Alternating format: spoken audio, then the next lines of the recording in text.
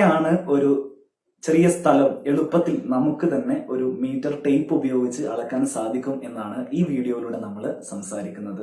സ്ഥലം അളക്കുന്ന കേസുകളിൽ നമ്മൾ എങ്ങനെയാണ് ഏരിയ കണ്ടുപിടിക്കുന്നത് എന്നുള്ളതാണ് നമ്മൾ പറയാൻ പോകുന്നത്. രണ്ട് രീതിയിലാണ് ഞാനത് എക്സ്പ്ലെയിൻ ചെയ്തു തരാൻ പോകുന്നത്. ഒന്ന്, ഞാനിപ്പോൾ ജോലി ചെയ്യുന്നത് എഞ്ചിനീയർ ആയിട്ടാണ്. ഞങ്ങൾ എഞ്ചിനീയർമാർ അല്ലെങ്കിൽ സർവേയർമാർ എങ്ങനെയാണ് സ്ഥലം അളക്കുന്നത് എന്നും, രണ്ടാമത് സാധാരണക്കാരായ ആളുകൾക്ക് എങ്ങനെ സ്ഥലം എളുപ്പത്തിൽ അളക്കാമെന്നുള്ളതുമാണ് നമ്മൾ സംസാരിക്കാൻ പോകുന്നത്. ആദ്യം ഈ സർവേയർമാർ എങ്ങനെയാണ് സ്ഥലം അളക്കുന്നത് നോക്കാം. ഉദാഹരണത്തിന് സ്ക്രീനിൽ കാണുന്ന ഒരു പ്ലോട്ട് 5 വശങ്ങളുള്ള ഒരു പ്ലോട്ടാണ്. സാധാരണ ചെറിയ പ്ലോട്ടുകൾക്കൊക്കെ 4 വശങ്ങളേ ഉണ്ടാവുള്ളൂ. എന്നാൽ മറ്റേതെങ്കിലും കോംപ്ലിക്കേഷൻസ് ഉണ്ടായിട്ട് പ്ലോട്ടിന്റെ ഷേപ്പ് ഇങ്ങനെയാണെങ്കിൽ എങ്ങനെയാണ് ചെയ്യേണ്ടത് എന്ന് മനസ്സിലാക്കാൻ വേണ്ടിയിട്ട് ഇവിടെ നമ്മൾ 5 വശമുള്ള ഒരു പ്ലോട്ടാണ് എടുക്കുന്നത്. അപ്പം ഇങ്ങനെ ഒരു പ്ലോട്ട് എങ്ങനെയാണ് സർവേയർമാർ അളക്കുക നോക്കാം. ആദ്യം നമ്മൾ പ്ലോട്ടിൽ വന്നാൽ ഏകദേശം അതിൻ്റെ കോർണറുകൾ എവിടെയൊക്കെയാണ് എന്നതിനെ കുറിച്ചൊരു ധാരണ ഉണ്ടാക്കാൻ വേണ്ടിയിട്ട് ആ പ്ലോട്ടിലൂടെ ഒന്ന് നടന്നു നോക്കിയിട്ട് നമ്മുടെ മനസ്സിൽ ഇതിൻ്റെ കോർണേഴ്സിൻ്റെ ഷേപ്പുകൾ എങ്ങനെയാണ് എന്നത് ഏകദേശം ഒരു ധാരണ ഉണ്ടായിരിക്കണം. അതിനുശേഷം നമ്മൾ ചെയ്യേണ്ടത്, ഇത്തരത്തിലുള്ള ഒരു പ്ലോട്ടാണെങ്കിൽ നമ്മൾ ഈ ഒരു പ്ലോട്ടിനെ ത്രികോണങ്ങളായിട്ട് എങ്ങനെ തിരിക്കാൻ പറ്റും എന്നത് മനസ്സിൽ കാണണം. സ്ക്രീനിൽ കാണുക, ഇപ്പം ഈ പ്ലോട്ട് നമുക്ക് ഇങ്ങനെ 3 ത്രികോണങ്ങളായിട്ട് തിരിക്കാൻ സാധിക്കും. അത് ഞാൻ എൻ്റെ മനസ്സിൽ കാണുകയാണ്. ത്രികോണങ്ങൾ അങ്ങനെ രൂപപ്പെട്ട് വരുന്നു എന്നുള്ളത് സർവേയർ മനസ്സിൽ കാണും. എന്നിട്ട് എന്ത് ചെയ്യുമെന്ന് വെച്ചാൽ കുറച്ച് പോസ്റ്റുകൾ തയ്യാറാക്കും. എൻ്റെ നാട്ടിൽ പോസ്റ്റുകളെ കുറ്റി എന്നാണ് പറയുക. റിബണ് കെട്ടിയിട്ടോ അല്ലെങ്കിൽ ഒരു കാണാൻ വലുപ്പത്തിന് അത്യാവശ്യം വലുപ്പമുള്ള കമ്പുകളോ ഉപയോഗിച്ചിട്ട് നമ്മൾ പോസ്റ്റുകളായിട്ട് ഒരു റെഫറൻസ് പോയിന്റ് ഉപയോഗിക്കുകയാണ് ചെയ്യുക. അത്തരത്തിലുള്ള പോസ്റ്റുകൾ നമുക്ക് ഇവിടെ ആവശ്യമുണ്ട്. എന്തിനാണെന്ന് വെച്ചാൽ കോർണറുകളിൽ നമുക്ക് ഇത് ചില സമയത്ത് അത് ഉറപ്പിച്ചിട്ട് വേണ്ടി വരും, അവിടെ നിന്നുള്ള അളവുകൾ അളക്കാൻ വേണ്ടിയിട്ട്. ഇനി നമ്മൾ എന്ത് ചെയ്യണമെന്ന് വെച്ചാൽ ഈ ത്രികോണങ്ങൾ, നമ്മളിപ്പം ക്രിയേറ്റ് ചെയ്തിട്ടുള്ള ത്രികോണങ്ങൾ നമ്മൾ മട്ടം തിരിക്കണം. മട്ടം തിരിച്ചാൽ നമുക്ക് കണക്ക് കൂട്ടൽ വളരെ സിമ്പിളാണ്. ഈ മട്ടം തിരിക്കാൻ വേണ്ടിയിട്ട് സർവേയർമാരുടെ കയ്യിൽ ഒരു സാധനമുണ്ട്. അതിൻ്റെ പേരാണ് ക്രോസ് സ്റ്റാഫ്. അതിൽ വളരെ നേർത്ത രീതിയിൽ 2 സ്ലിറ്റുകൾ ഉണ്ടാവും. അതായത് നേർരേഖയിൽ നമ്മൾ കാഴ്ച സാധ്യമാക്കുന്ന രീതിയിൽ എക്സ് ഡയറക്ഷനിലേക്കും വൈ ഡയറക്ഷനിലേക്കും പെർപെൻഡിക്കുലർ ആയിട്ട് 2 സ്ലിറ്റുകൾ അതിൽ കൊടുത്തിട്ടുണ്ടാവും. ഒരേ സമയത്ത് നമുക്ക് മട്ടത്രികോണത്തിന്റെ 2 അറ്റങ്ങളും കാണാൻ പറ്റുന്ന രീതിയിൽ സംവിധാനിച്ചിട്ടുള്ള ഇത്തരം സാധനങ്ങൾ ഉപയോഗിച്ചിട്ടാണ് നമ്മൾ മട്ടം തിരിക്കാറുള്ളത്.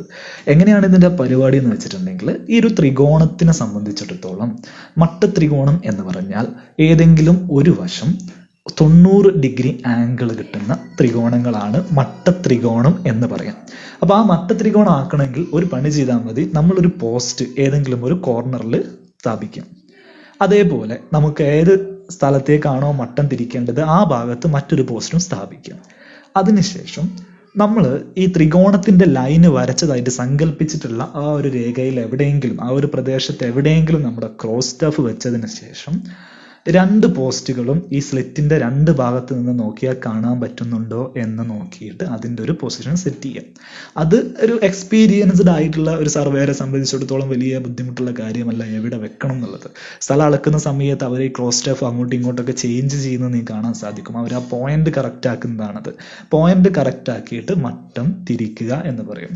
നമുക്കൊരു സ്ഥലത്ത് ഏകദേശം ധാരണ കിട്ടിക്കഴിഞ്ഞാൽ ആ സ്ഥലത്ത് നമ്മൾ ക്രോസ് സ്റ്റാഫ് ഉപയോഗിച്ച് 2 പോസ്റ്റുകളും കാണുന്നുണ്ട് എന്നുറപ്പ് വരുത്തിയതിനു ശേഷം അങ്ങോട്ടുള്ള അളവുകൾ നമ്മൾ അളന്നെടുക്കുക. അപ്പോൾ ഒരു ത്രികോണത്തിനെ നമ്മൾ 2 മട്ടം ആക്കി മാറ്റി.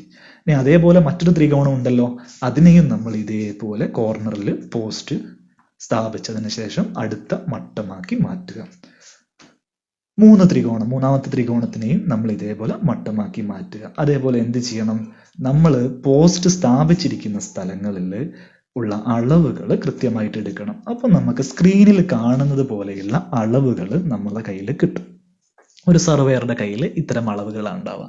ഈ അളവുകൾ ഉപയോഗിച്ച് വളരെ എളുപ്പത്തിൽ നമുക്കിത് കണ്ടുപിടിക്കാൻ സാധിക്കും. എങ്ങനെയാണെന്ന് വെച്ചിട്ടുണ്ടെങ്കിൽ, നമ്മൾ ആദ്യം ചെയ്യേണ്ടത് മട്ടത്രികോണത്തിന്റെ ഏരിയ കാണുന്നത് എങ്ങനെയാണ് എന്ന് നോക്കാം.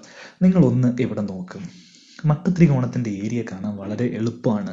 ഇതേപോലെ ഒരു ചതുരത്തിനെ കോർണർ ടു കോർണർ കത്രിക വെച്ച് കട്ട് ചെയ്താൽ നമുക്ക് മട്ടത്രികോണം കിട്ടും. അപ്പൊ ചതുരത്തിന്റെ ഏരിയ നീളം ഗുണിക്കണം വീതിയാണ്. അപ്പൊ മട്ടത്രികോണത്തിന്റെ ഏരിയ നീളം ഗുണിക്കണം വീതി ഹരിക്കണം 2 ആണ്. അതിന്റെ പകുതി ആയിരിക്കും എന്ന് പറയും.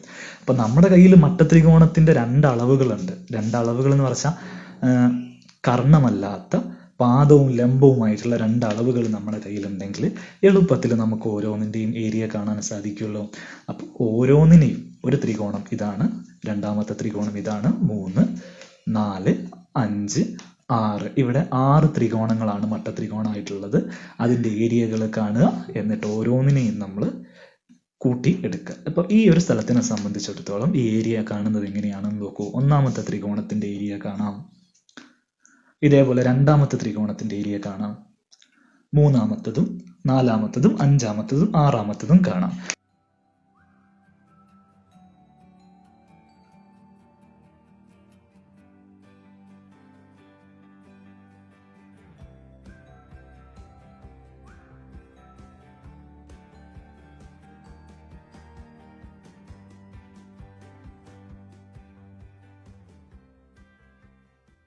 ഇനി എല്ലാ ത്രികോണവും തമ്മിൽ കൂട്ടു.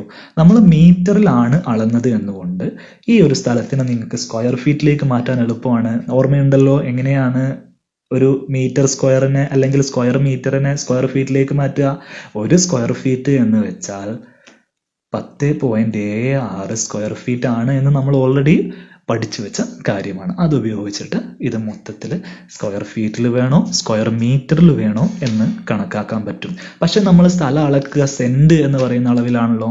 അപ്പൊ എങ്ങനെയാണ് ഇത് സെന്റിലേക്ക് മാറ്റുക? അത് നമുക്ക് അടുത്ത ഉദാഹരണം കൂടെ പറഞ്ഞതിന് ശേഷം അതിലേക്ക് വരാം. സാധാരണക്കാരായിട്ടുള്ള ആളുകൾ അളക്കുന്ന സമയത്ത് എന്ത് ചെയ്യണം എന്നുള്ളതാണ്. നമ്മുടെ കയ്യിൽ ക്രോസ് സ്റ്റാഫ് ഉണ്ടാവില്ലല്ലോ. ഈ ക്രോസ് സ്റ്റാഫ് വലിയ വിലയുള്ള സാധനമൊന്നുമല്ല, 1000 രൂപയുടെ ചുവടെ കിട്ടുന്ന സാധനമാണ്. പക്ഷെ നമുക്ക് എല്ലാ ദിവസവും ഈ അളക്കാനുള്ള പരിപാടിയൊന്നും ഇല്ലാത്തത് കൊണ്ട് നമുക്ക് അത്തരത്തിലൊരു ക്രോസ് സ്റ്റാഫ് വാങ്ങുക, അതുപയോഗിച്ച് ചെയ്യുക എന്നൊക്കെ പറയുന്നത് അത്ര പോസിബിൾ ആയിരിക്കില്ല. എന്തായാലും ഒരു സാധാരണക്കാരെന്നുള്ള നിലയ്ക്ക് നമ്മൾ ആദ്യം ചെയ്യേണ്ടത്, നേരത്തെ നമ്മൾ ത്രികോണങ്ങളായി തിരിച്ചതുപോലെ ഇവിടെ നമ്മൾ 2 ത്രികോണങ്ങളായി തിരിക്കുക. അതിനുശേഷം നമ്മൾ ഓരോ കോർണറിലും ഓരോ കുറ്റി അടിക്കുക. അതായത് ത്രികോണത്തിന്റെ ലൈനുകൾ പോകുന്ന ഓരോ കോർണറിലും ഓരോ കുറ്റികൾ അടിച്ചു വെക്കുക. കുറ്റികൾ എന്ന് വെച്ചാൽ പോസ്റ്റാണ് കേട്ടോ. ഞാൻ എൻ്റെ നാട്ടിൽ ഉപയോഗിക്കുന്ന ഭാഷയിലാണ് കുറ്റി എന്ന് പറഞ്ഞത്. കോഴിക്കോട് ഭാഗത്തൊക്കെ കുറ്റി എന്നാണ് പറയുക. നമ്മൾ ഓരോ പോസ്റ്റുകൾ സ്ഥാപിക്കുക. ഇനി എന്ത് ചെയ്യണമെന്ന് വെച്ചാൽ ഇതേപോലെ ഓരോ പോസ്റ്റിലേക്കുമുള്ള അളവുകൾ മീറ്റർ ഉപയോഗിച്ചിട്ട് നമ്മൾ അളന്നെടുക്കുക. അതേപോലെ ത്രികോണത്തിന്റെ ബേസ് ഭാഗവും അളന്നെടുക്കുക. ഇങ്ങനെ ഇത്തരത്തിലുള്ള അളവുകൾ നമ്മുടെ കയ്യിൽ കിട്ടും. ഇവിടെ നമ്മൾ നോക്കൂ, നമ്മുടെ കയ്യിൽ മട്ടത്രികോണം ഇല്ല, ഒരു ത്രികോണമാണ് ഉള്ളത്. ഉദാഹരണത്തിന് ഒന്നാമത്തെ ത്രികോണം എടുത്താൽ 29 മീറ്റർ ഒരു വശത്ത്, 25 മീറ്റർ മറുവശത്ത്, 34 മീറ്റർ അടിവശത്ത് എന്നുള്ള രീതിയിലുള്ള ഒരു ത്രികോണം ഇവിടെ കിട്ടിയിട്ടുണ്ട്. ഈ ത്രികോണത്തിന്റെ ഏരിയ എങ്ങനെ കാണാം? നീളം ഗുണിക്കണം വീതി ഡിവൈഡഡ് ബൈ 2 എന്ന് പറഞ്ഞാൽ ഇവിടെ തെറ്റിപ്പോകും, കാരണം ഇത് മട്ട ത്രികോണം അല്ല. ഇവിടെ നമ്മൾ എങ്ങനെ ഏരിയ കാണും എന്നുള്ളതാണ്. അതിന് യഥാർത്ഥത്തിൽ ഇത് കണ്ടുപിടിക്കാനുള്ള ഫോർമുല അല്പം ബുദ്ധിമുട്ടുള്ള ഫോർമുലയാണ്. നിങ്ങൾക്ക് സ്ക്രീനിൽ കാണാൻ പറ്റും. ഏരിയ കാണണമെങ്കിൽ √S × S - A S - B S - C എന്ന് പറയുന്ന ഒരു ഇക്വേഷനാണ്. ഇതിൽ എസ് എന്ന് പറഞ്ഞാൽ A+B+C ഡിവൈഡഡ് ബൈ 2 എന്ന് പറയുന്ന ഒരു സംഭവമാണ്. എന്താണ് ABC എന്നൊക്കെ ചോദിച്ചാൽ നമ്മളിപ്പം 29, 25, 34 എന്നൊക്കെ പറയുന്ന അളവുകളാണ്. യഥാർത്ഥത്തിൽ ഒരു ത്രികോണത്തിന്റെ 3 വശങ്ങൾ ABC ആയിട്ട് എടുക്കുക. അതായത് ഇവിടെ 29, 25, 34 ആയിട്ട് എടുക്കുക. ഇനി നിങ്ങൾ എന്ത് ചെയ്യണം എന്ന് വെച്ചാൽ, നിങ്ങൾ ഈ കണക്ക് കൂട്ടാൻ പോകരുത്. നിങ്ങൾ ഫസ്റ്റ് ത്രികോണത്തിന്റെ അളവ് എടുക്കുമ്പോൾ തന്നെ നിങ്ങളൊരു തീരുമാനത്തിലെത്തും, ഇത് അവസാനിപ്പിച്ചിട്ട് ഒരു സർവേയർക്ക് 500 രൂപ കൊടുത്തിട്ട് അയാളെ കൊണ്ട് അളപ്പിക്കാം എന്നൊരു കണക്കിലേക്ക് എത്തും. 500 എന്ന് ഞാൻ തമാശക്ക് പറഞ്ഞ കേട്ടോ. ഒരു സർവേയർ വന്ന് നിങ്ങളുടെ സ്ഥലത്ത് അളക്കണേ 2000 രൂപ മിനിമം അവർക്ക് കൊടുക്കേണ്ടതായിട്ട് വരും. നിങ്ങൾ അത്രയും പൈസ ചെലവാക്കേണ്ടതില്ല എന്നതാണ് എൻ്റെ അഭിപ്രായം. ഒരു ചെറിയ സ്ഥലമൊക്കെ ആണെങ്കിൽ നിങ്ങൾക്ക് തന്നെ സ്വയം ചെയ്യാവുന്നതാണ്. നിങ്ങൾ എന്ത് ചെയ്യണമെന്ന് വെച്ചാൽ ഗൂഗിളിൽ കയറുക. എല്ലാവരുടെ ഫോണിലും ഗൂഗിൾ ഉണ്ടാവുമല്ലോ. ഗൂഗിളിൽ കയറിയതിന് ശേഷം എങ്ങനെയാണ് ചെയ്യേണ്ടത് എന്ന് ഞാൻ പറഞ്ഞുതരാം. ഗൂഗിൾ സെർച്ചിൽ പോയിട്ട് നിങ്ങൾ how to calculate triangle area with 3 sides, നിങ്ങൾക്ക് എൻ്റെ വീഡിയോയുടെ ഡിസ്ക്രിപ്ഷനിൽ നിന്നും ആ ലിങ്കുകൾ ഞാൻ തരും. വെബ്സൈറ്റിൻ്റെ ലിങ്കാണ്. ആ വെബ്സൈറ്റിൽ നിങ്ങൾ പോയിട്ട് നിങ്ങൾ ചെയ്യേണ്ടത് A എത്ര, B എത്ര, C എത്ര എന്നതിൻ്റെ അളവ് അവിടെ കൊടുക്കുക മാത്രം ചെയ്താൽ മതി. നമ്മൾ നേരത്തെ പറഞ്ഞ ഇക്വേഷൻ കാൽക്കുലേറ്റ് ചെയ്തിട്ട് അവർ തരും. ആ രീതിയിൽ നിങ്ങൾക്ക് ചെയ്യാം. അല്ലെങ്കിൽ എൻ്റെ ഡിസ്ക്രിപ്ഷനിൽ ഞാൻ മറ്റൊരു സംഭവം ചെയ്തിട്ടുണ്ട്. ഒരു എക്സൽ ഫയലിൽ ഞാൻ ഇതിന് വേണ്ടിയിട്ടുള്ള കാൽക്കുലേഷനുകൾ ക്രിയേറ്റ് ചെയ്ത് വെച്ചിട്ടുണ്ട്. നിങ്ങൾ ചെയ്യേണ്ടത് ഇത്ര മാത്രമാണ്. എൻ്റെ ഡിസ്ക്രിപ്ഷനിൽ നിന്നും ആ ഒരു ഫയൽ നിങ്ങൾ ഡൗൺലോഡ് ചെയ്യാം. നിങ്ങളുടെ മൊബൈലിൽ അത് ഓപ്പൺ ചെയ്യാം. മൊബൈൽ ഓപ്പൺ ചെയ്യണമെങ്കിൽ എക്സൽ ഫയൽ സപ്പോർട്ട് ചെയ്യുന്ന ഏതെങ്കിലും സോഫ്റ്റ്വെയറുകൾ വേണം. അഡോബിൻ്റെ സോഫ്റ്റ്വെയറുകളൊക്കെ നിങ്ങൾക്ക് പ്ലേ സ്റ്റോറിൽ നിന്ന് ലഭിക്കും. ആ സോഫ്റ്റ്വെയർ ഉപയോഗിച്ചിട്ട് നിങ്ങൾ അത്തരത്തിലുള്ള ഫയൽ ഓപ്പൺ ചെയ്ത് കഴിഞ്ഞാൽ അതിൽ നിങ്ങൾ ജസ്റ്റ് എ എത്ര, ബി എത്ര, സി എത്ര എന്ന് കൊടുത്തു കഴിഞ്ഞാൽ അതിൽ നിങ്ങൾക്ക് എത്രയാണ് അതിൻ്റെ ഏരിയ എന്ന് കാണാൻ സാധിക്കും. അപ്പോൾ ആ ഏരിയയിൽ തന്നെ നിങ്ങൾക്ക് ആ ഫയലിൻ്റെ അകത്ത് എങ്ങനെ അത് എത്ര സ്ക്വയർ ഫീറ്റ് ആണ് എന്ന് ഞാൻ കൊടുത്തിട്ടുണ്ട്, അത് എത്ര സെന്റ് ആണ് എന്ന് ഞാൻ കൊടുത്തിട്ടുണ്ട്. അതിനൊക്കെ നിങ്ങൾക്ക് എളുപ്പത്തിൽ മനസ്സിലാക്കാൻ സാധിക്കും. അപ്പോൾ ഒരു ത്രികോണത്തിന്റെ ഏരിയ കണ്ടാൽ അതേപോലെ രണ്ടാമത്തെ ത്രികോണത്തിന്റെ ഏരിയയും കാണാം, മൂന്നാമത്തെ ത്രികോണത്തിന്റെ ഏരിയയും കാണാം. ഈ രീതിയിൽ 3 ഏരിയകൾ തമ്മിൽ കൂട്ടിയിട്ടാണ് നമ്മളൊരു കൃത്യമായിട്ടുള്ള ഏരിയ മനസ്സിലാക്കി എടുക്കുന്നത്. ഇനി നോക്കുക, നമ്മൾ മീറ്റർ സ്ക്വയറിലാണ് നമുക്ക് ഏരിയ കിട്ടിയത് എന്ന് കരുതുക. നമുക്ക് എത്ര സെന്റ് ഉണ്ട് എന്ന് കാണാം. എത്ര സെന്റ് ആണ് എന്നെങ്ങനെ മനസ്സിലാക്കാം? ആളുകളുടെ പലതരത്തിലുള്ള സ്ഥലങ്ങളുമായി ബന്ധപ്പെട്ട സംശയങ്ങളെല്ലാം നമ്മൾ ഇനിയാണ് സംസാരിക്കാൻ പോകുന്നത്. പലപ്പോഴും ആളുകളുടെ പ്രശ്നം 5 സെന്റ് സ്ഥലം വാങ്ങുന്ന സമയത്ത് സമചതുരത്തിൽ കിട്ടണം, അങ്ങനെയാണെങ്കിൽ എത്ര നീളത്തിൽ എത്ര വീതിയിൽ വാങ്ങണം എന്നുള്ളതായിരിക്കും. ഇതിനൊക്കെ പരിഹാരം 1 സെന്റ് എന്ന് പറഞ്ഞാൽ എത്രയാണ് എന്ന് മനസ്സിലാക്കി വെക്കണം. 1 സെന്റ് എന്ന് വെച്ചാൽ 40.47 സ്ക്വയർ മീറ്റർ ആണ്. 1 സെന്റ് എന്ന് വെച്ചാൽ 40.47 സ്ക്വയർ മീറ്റർ ആണ്. 1 സെന്റ് എന്ന് വെച്ചാൽ 40.47 സ്ക്വയർ മീറ്റർ ആണ്. അതേപോലെ 1 സെന്റ് എന്ന് വെച്ചാൽ 435.6 സ്ക്വയർ ഫീറ്റ് ആണ്. 1 സെന്റ് എന്ന് വെച്ചാൽ 435.6 സ്ക്വയർ ഫീറ്റ് ആണ്. ഈ 2 കാര്യങ്ങൾ നിങ്ങൾ കാണാതെ പഠിക്കണം. ഇനി നിങ്ങൾക്ക് ഈ പ്ലോട്ടിനെ സംബന്ധിച്ചിടത്തോളം എത്രയാണോ ഇതിന്റെ ഏരിയ കിട്ടിയിട്ടുള്ളത് അതിനെ നമ്മൾ മീറ്ററിലുള്ള അളവായതുകൊണ്ട് 40.47 കൊണ്ട് ഹരിക്കുക വേണ്ടത്. ഉദാഹരണത്തിന് എങ്ങനെയാണ് അത് ചെയ്യുക എന്ന് നോക്കാം. 1000 സ്ക്വയർ ഫീറ്റ് ഉള്ള മറ്റൊരു ഉദാഹരണം പറയുകയാണ്. 1000 സ്ക്വയർ ഫീറ്റ് ഉള്ള ഒരു വീട് നിൽക്കുന്നത് എത്ര സെന്റിലാണ് എന്ന് കാണണമെങ്കിൽ എന്ത് ചെയ്യണം? 1000 ഹരിക്കണം സ്ക്വയർ ഫീറ്റിലുള്ള 1 സെന്റിന്റെ അളവ് 435.6 ആണ്. അത് ഹരിച്ചാൽ എത്ര കിട്ടും എന്ന് നോക്കാം. സ്ഥലത്തിന്റെ അളവ് വരുന്ന സമയത്ത് 400 മീറ്റർ സ്ക്വയർ ഉദാഹരണത്തിനെടുത്താൽ 400 മീറ്റർ സ്ക്വയറിൽ വരുന്ന സ്ഥലം എത്ര സെന്റ് ആണ് എന്ന് നോക്കണമെങ്കിൽ 400 ഹരിക്കണം 40.47 ഹരിച്ചാൽ എത്രയാണോ കിട്ടുന്നത് അത്രയും സെന്റ് ആണ്. ഇനി ആളുകൾക്ക് സ്വാഭാവികമായിട്ടുണ്ടാകുന്ന മറ്റു ചില സംശയങ്ങൾ ക്ലിയർ ചെയ്തു തരാം, എങ്ങനെ കാണണം എന്നുള്ളത്. 5 സെന്റ് സ്ഥലമാണ് ഒരാൾ വാങ്ങാൻ ഉദ്ദേശിക്കുന്നത്. അപ്പോൾ ആളുകൾക്ക് സമചതുരത്തിലാണ് കിട്ടേണ്ടത്. അപ്പോൾ ഒരു നീളം എത്രയുണ്ടായിരിക്കണം, വീതി എത്രയുണ്ടായിരിക്കണം എന്നതാണ് കാണേണ്ടത്. അതെങ്ങനെ കാണാം? 1 സെന്റ് സ്ഥലം എന്ന് പറഞ്ഞാൽ 40.47 ആണല്ലോ. അപ്പൊ 5 സെന്റ് സ്ഥലം എന്ന് പറഞ്ഞാൽ 5 ഗുണിക്കണം 40.47 ആണല്ലോ. അതെത്രയാണ് കിട്ടുന്നത് നോക്കുക. 202.35 എന്ന് കാണും. അപ്പൊ ഇനി സമചതുരാകൃതിയിലാണ് ഇത് വേണ്ടതെങ്കിൽ നമുക്കറിയാം നീളവും വീതിയും ഒരേപോലെ ആയിരിക്കും. നീളവും ഗുണിക്കണം വീതി എന്ന് പറയുന്നത് 202.35 കിട്ടണം. നീളവും വീതിയും ഒരേപോലെ ആയതുകൊണ്ട് നമുക്കതിനെ എക്സ് ഗുണിക്കണം എക്സ് എന്ന് തന്നെ എടുത്താൽ എക്സ് സ്ക്വയർ എന്ന് പറയുന്നത് 202.35 ആവും. അപ്പൊ നമുക്ക് നീളം എത്രയാണ് എന്ന് കാണാൻ വേണ്ടിയിട്ട് സിമ്പിൾ ആയിട്ടുള്ള ഒരു പണി ചെയ്താൽ മതി. കാൽക്കുലേറ്ററിൽ നിങ്ങൾ ഇതേപോലെ റൂട്ട് ഓഫ് എന്ന് പറയുന്ന ഒരു ഭാഗം നിങ്ങൾക്ക് കാണാൻ സാധിക്കും. ആ റൂട്ട് ഓഫ് 202.35 എത്രയാണെന്ന് നോക്കിയാൽ നിങ്ങൾക്കത് എത്ര നീളമാണ് വേണ്ടത് എന്ന് മനസ്സിലാവും. ഇതേപോലെയാണ് എല്ലാ സെന്റും 10 സെന്റ് ആയാലും 7 സെന്റ് ആയാലും ഒക്കെ സമചതുരത്തിൽ വേണമെങ്കിൽ നിങ്ങൾക്ക് ചെയ്യാൻ പറ്റും.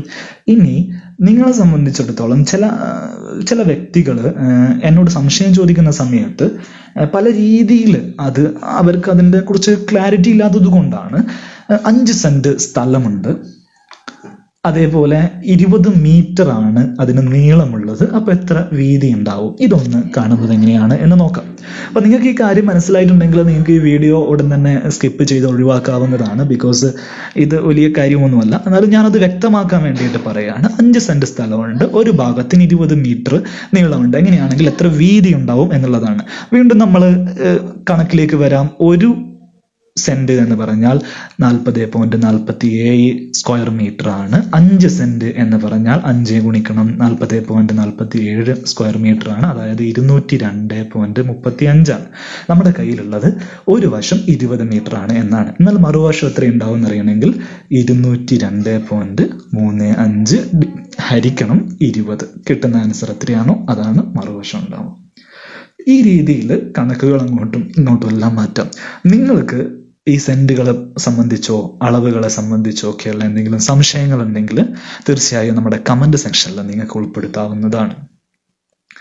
ഇനി ഒരു രസകരമായിട്ടുള്ള ഒരു കഥ കൂടെ പറയാം. എങ്ങനെയാണ് ഈ സെന്റ് എന്ന് പറയുന്ന അളവ് വന്നിട്ടുള്ളത് എന്നത്. ഒരു സെന്റ് എന്ന് പറയുന്നത് 40.47 സ്ക്വയർ മീറ്റർ ആണ് എന്നൊക്കെ ആരാണ് തീരുമാനിച്ചത് എന്നൊക്കെ ഉണ്ടാവണമല്ലോ. യഥാർത്ഥത്തിൽ ഒരു സെന്റ് സ്ഥലം എന്ന് പറയുന്നത് 1 ഏക്കർ സ്ഥലം എന്ന് പറയുന്ന ഒരു ബ്രിട്ടീഷ് രീതിയിൽ നിന്ന് കടമെടുത്തിട്ടുള്ളതാണ് 1 സെന്റ് സ്ഥലം. ഇന്ത്യയിൽ സ്ഥലം അളക്കാൻ വേണ്ടിയിട്ട് പല പ്രദേശങ്ങളിലും പല രീതിയിലുള്ള അളവ് സിസ്റ്റമാണുള്ളത്. കർണാടക, തമിഴ്നാട്, കേരളമൊക്കെ കഴിഞ്ഞാൽ 1 സെന്റ് സ്ഥലം എന്നൊക്കെ പറയുന്ന അളവുകൾ വളരെ കുറവാണ്. ഉത്തരേന്ത്യയിലേക്കൊക്കെ മറബകൾ അതേപോലെയുള്ള കസ്റ്റമൈസറി യൂണിറ്റുകളാണ് അധികവും അവർ ഉപയോഗിക്കുക. നമ്മൾ സൗത്ത് ഇന്ത്യൻ സംസ്ഥാനങ്ങളാണ് സെന്റ് സ്ഥലം എന്നത് ഉപയോഗിക്കുക. അതായത് 1 ഏക്കറിന്റെ 100ൽ 1 എന്ന് പറയുന്ന രീതിയിലാണ് നമ്മൾ ഒരു സെന്റ് ആയിട്ട് പറയുന്നത്. അതായത് ഏക്കറിൽ നിന്നാണ് സെന്റ് എന്ന് പറയുന്ന വാക്ക് നമ്മൾ കടമെടുത്തിട്ടുള്ളത്. ഈ ഏക്കർ എങ്ങനെ വന്നു എന്നുള്ളതാണ് കഥ. പണ്ട് ഈ ബ്രിട്ടീഷ് ഏരിയയിലൊക്കെ, ഇംഗ്ലണ്ടിലൊക്കെ കന്നുകാലികളെ ഉപയോഗിച്ച് കന്ന് പൂട്ടുന്ന ആ ഒരു രീതിയിൽ നിന്നാണ് ഈ 1 ഏക്കർ സ്ഥലം വരുന്നത്. അന്ന് അവിടുത്തെ കന്നുകാലികളെ ഉപയോഗിച്ച് കന്ന് പൂട്ടുന്ന രീതി എങ്ങനെയാണെന്ന് വെച്ചാൽ 5 മീറ്റർ വീതിയുള്ള 4 റോഡുകൾ ഈ കാലികളുടെ പുറകിൽ വെച്ച് കെട്ടും. 4 കലപ്പകൾ പോലെയുള്ള സാധനമാണ്. അത് അവരുടെ പുറകിൽ വെച്ച് കെട്ടും. അതായത് ഒരു 20 മീറ്ററോളം വീതിയിലാണ് കലപ്പ ഉണ്ടാവുക. ഈ 20 ഒന്നിലധികം കാളകൾ ഉണ്ടാവും കേട്ടോ, ഒരു കാളയല്ല. അപ്പൊ 20 മീറ്ററുള്ള കലപ്പകൾ വഹിച്ചുകൊണ്ട് കാളകൾ നിർത്താതെ ഓടിയിരുന്ന ദൂരത്തിനെ ഒരു ഫർലോങ് ദൂരം എന്നാണ് വിളിക്കുക. അപ്പൊ അവരുടെ പാടങ്ങളൊക്കെ ആ ഒരു ഫർലോങ് ദൂരത്തിനനുസരിച്ചിട്ടാണ് പാടങ്ങളൊക്കെ സെറ്റ് ചെയ്തിരുന്നത്. ഒരു ഫർലോങ് എന്ന് വെച്ചാൽ ഏകദേശം 200 മീറ്റർ ഉണ്ടാവും. അങ്ങനെ 200 മീറ്റർ സ്ക്വയർ നീളത്തിലും 20 മീറ്റർ വീതിയിലും ഉണ്ടായിരുന്ന ആ ഒരു പ്രദേശം, അതിന്റെ ഏരിയ എടുക്കുന്ന സമയത്ത് 200 ഗുണിക്കണം 20, ആ ഒരളവാണ് ഏക്കർ എന്ന് പറയുന്ന അളവായിട്ട് വന്നിരിക്കുന്നത്. യഥാർത്ഥത്തിൽ 1 ഏക്കർ എന്ന് പറഞ്ഞാൽ 40.47 സ്ക്വയർ മീറ്റർ ആണ്. അപ്പൊ അത് കൃത്യമായിട്ട് അളക്കുമ്പോൾ 1 ഏക്കർ ആ ഒരു സ്ഥലമായിട്ട് വരും. അപ്പൊ അത്രയും പ്രദേശത്തെ നമ്മൾ 1 ഏക്കർ എന്ന രീതിയിലാണ് കണക്കാക്കിയിരുന്നത്. ഇന്ന് നമ്മൾ സ്ഥലം അളക്കാൻ വേണ്ടിയിട്ട് 40-47 മീറ്റർ സ്ക്വയർ ഏരിയനെ നമ്മൾ 1 ഏക്കർ സ്ഥലം എന്നാണ് പറയാം. അത് ഏത് ഷേപ്പിലായാലും അങ്ങനെയാ പറയാം. പക്ഷെ അന്നത്തെ കാലത്ത് 1 ഏക്കർ എന്ന് പറഞ്ഞാൽ അത് നീളത്തില് 200 മീറ്റർ നീളത്തിൽ കിടക്കുന്ന ഒരു സ്ഥലമായിരുന്നു. 20 മീറ്റർ വീതിയിലും കിടക്കുന്ന ഒരു സ്ഥലത്തിനായിരുന്നു നമ്മൾ ഏക്കർ എന്ന് പറയാം. പിന്നീട് അളവ് സിസ്റ്റം വന്ന സമയത്ത് ഇങ്ങനെയൊക്കെ ആയി മാറി എന്നുള്ളതേ ഉള്ളൂ.